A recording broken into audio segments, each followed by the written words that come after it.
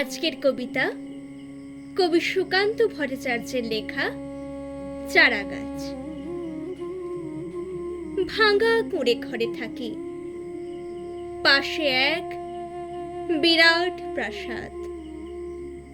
প্রতিদিন চোখে পড়ে সে প্রাসাদ কি দুঃসহ স্পর্ধায় প্রত্যহ আকাশকে বন্ধুত্ব জানায়। আমি তাই চেয়ে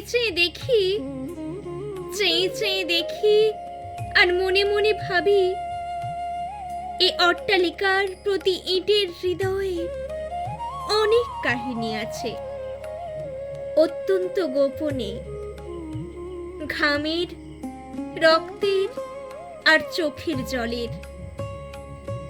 তবু এই প্রাসাদকে প্রতিদিন হাজারে হাজারে সালাম জানায় লোকে, চেয়ে থাকে বিমূঢ় বিস্ময়ে।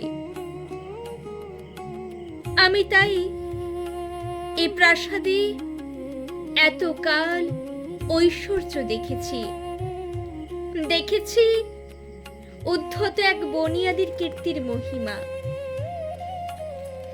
হঠাৎ সেদিন চকিত বিস্ময় দেখি অত্যন্ত প্রাচীন সেই প্রাসাদের কার্নিসের ধারে অশ্বত্থ গাছের চারা। অমনি পৃথিবী আমার চোখের আর মনের পর্দায় আসন্ন দিনের ছবি মেলে দিল একটি পলকে। ছোট ছোট চারা গাছ রসহীন খাদ্যহীন কার্নিসের ধারে বলিষ্ঠ শিশুর মতো বেড়ে উঠে দুরন্ত উচ্ছ্বাসে।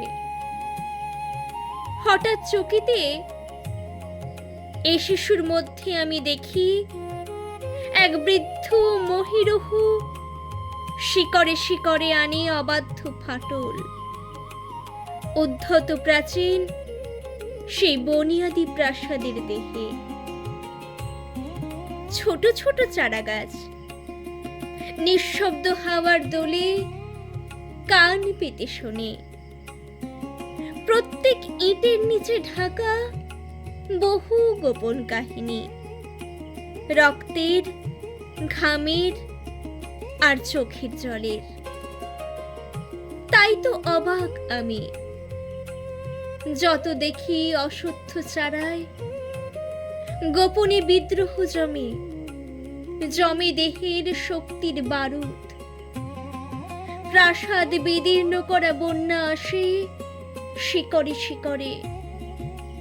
মনে হয় এই সব অশ্বত্থ শিশুর রক্তের, ঘামের আর চোখের জলের ধারায় ধারায় জন্ম।